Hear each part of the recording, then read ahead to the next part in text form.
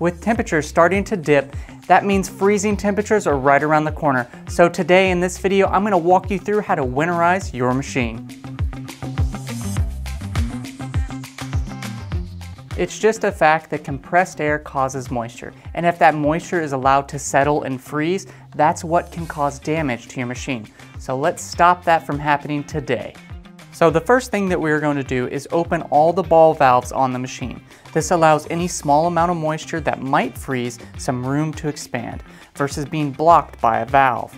So that means your compressor's main valve, all the valves on your blast pot, the ADCS drain valve, and even your water tank ball valves. As for the blast pot, you don't have to drain it, you just need to loosen the two bolts at the bottom near the air inlet port in order to allow anything to expand. Next, we are going to move on to the water pump. You'll want to operate the pump until no more water comes out.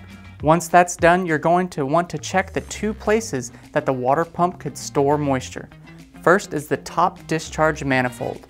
To take it apart, you'll need two 1/2-inch wrenches. Once removed, you can not only drain the water out, but you can inspect the CV ball and seats for wear or damage. Next, we're going to drain and inspect the suction head and manifold, which is at the bottom side of the pump.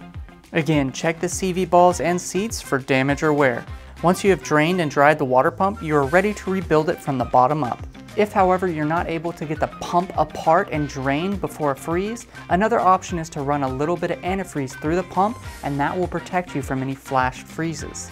Now, if you do suffer a freeze and you're unable to take apart the water pump in time, and you come back and your water pump is no longer working, one of the common causes is the CV ball has been pushed way too far into the seat. A quick fix to this is to take off the manifold, look for the CV ball, take some needle nose pliers, gently pry out that CV ball, and then go inside, take some boiling water, and use the boiling water to help reshape the CV ball.